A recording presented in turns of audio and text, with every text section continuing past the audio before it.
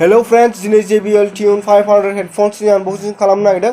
आं बेखौ सिगाङावनो unboxing खालामखांबाय। थेवबो नोंसिनो unboxing खालामना देखायगोन आं आरो हेडफननि क्वालिटिया माबायदि नोंसिनो उनाव खिन्थागोन आं। भिडिअखौ जोबजासिम नायलांबानो जाबाय आरो एसेबाबो मोजां मोनदोंबा लाइक खालाम आरो चेनेलखौ साबस्क्राइब खालामदो जाहाथे गोदान भिडिअ आपल'ड खालामबा नोंसिनाव नटिफिकेसन थाङो।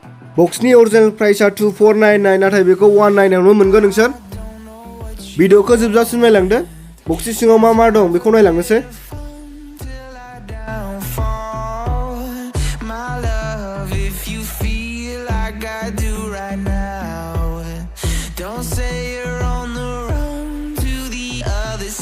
बक्सनि सिङाव जेबो गैया, मोनसेल' पेपार गाइड दङ।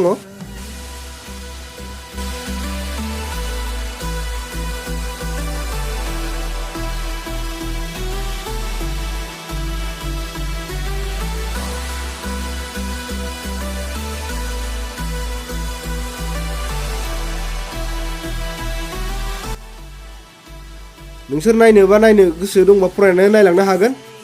बेयाव हेडफनखौ मारै इउज खालामनांगौ बिनि सोमोन्दै एसे लिरनाय दङ।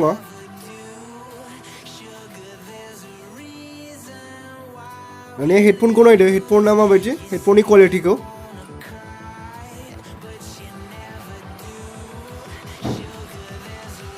हेडफननि क्वालिटिथ' मोजाङैनो फैदों। बे स्पन्ज खोमा सायनि थाखाय बेखौ होयो।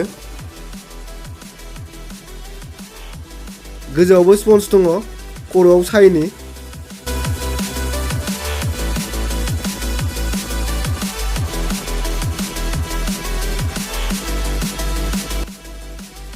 थाराबो गुसुंद्राय नङा, गोलावैनो एसे आरो क्वालिटियाबो मोजांथारनिया।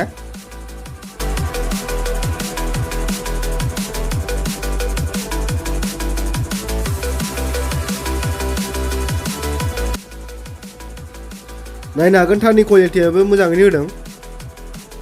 बे 3.5 mm जेक।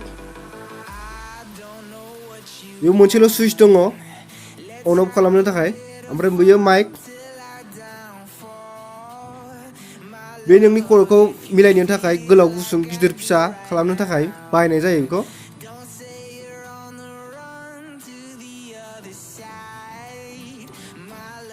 हेडफननि क्वालिटिया मोजाङानो।